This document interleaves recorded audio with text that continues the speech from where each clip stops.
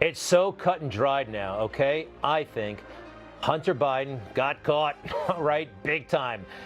There's the vice president, his father. The guy on the other side, that's Vadim Pozharskyi, something like that. He works at Burisma.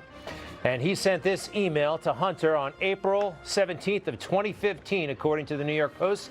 Dear Hunter, thank you for inviting me to D.C. and giving an opportunity to meet your father and spend some time together.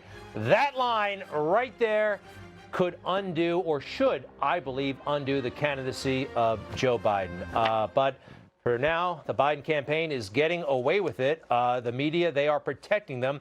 Thank goodness for the New York Post and for Miranda Devine, one of their top columnists there, and she's been following this and writing about this. And Miranda, welcome back. Wow, so far, in a weird way, I think they're getting away with it. What do you think? Thanks, Greg. Well, they're certainly having the big guns of social media run interference for them. You know, you've had Facebook and Twitter for 2 days now just trying to suppress the story, throttle it, close down the New York Post's Twitter account, close down Kayleigh McEnany, the president's press secretary's Twitter account. It's unreal, and they don't seem to be worried about even the appearance of this election interference, and that's what they're doing. They are interfering with the election. They're stopping the American people from seeing some very crucial information about one of the candidates, and this is a story that has dogged Joe Biden for a very long time, since he was vice president, and the appearance was always very bad of his son making millions of dollars from Ukraine and China and other places in the world where Joe Biden, as vice president, was point man for the Obama administration. You know, it's obvious that his son has monetized his family name. But what these emails that we've discovered on Hunter Biden's abandoned laptop, and there are, 20, 30,000 of them, what we've discovered is actual evidence that links Joe Biden to his son and his business ventures. Specifically, you showed the Burisma email where Joe Biden, his son Hunter, organised a meeting for him to meet the number 3 at Burisma, this Ukrainian energy company that was paying Hunter Biden for no discernible reason, because he has no abilities in energy or in Ukraine or the language, paying him up to $83,000 a month. Yeah. For what?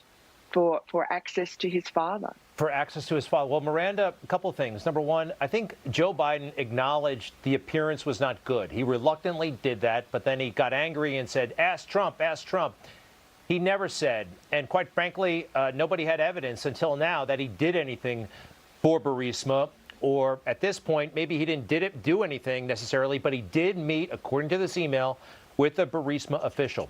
To me, that is a total game changer in this campaign, and it should dominate the town hall that Joe Biden is about to sit for over there on ABC News. I have a feeling it won't. It's being hosted by George Stephanopoulos, who has coddled and protected Democrats a lot over the past couple of years. What happens next? I know people are reading this story, they're talking about it, but you can only talk about it for so much before something has to happen, an official action or something like this. Or, I don't know, what do you think happens next? Well, look, the Republicans are trying to subpoena Jack Dorsey and drag him in next week to testify and to explain what his organisation was doing, trying to censor this material, just a genuine news story. That's a start, I guess. And you've also had, the Biden campaign has really not responded to to our stories. Today we had a new trove of emails about Hunter Biden's dealings in China. And, the money involved is eye-watering. $1 million retainers, $10 million deals for introductions. That was his job description. So I think we're going to have more tomorrow. I think it just becomes a situation where Joe Biden can't hide from this. He hid all day yesterday, all day today.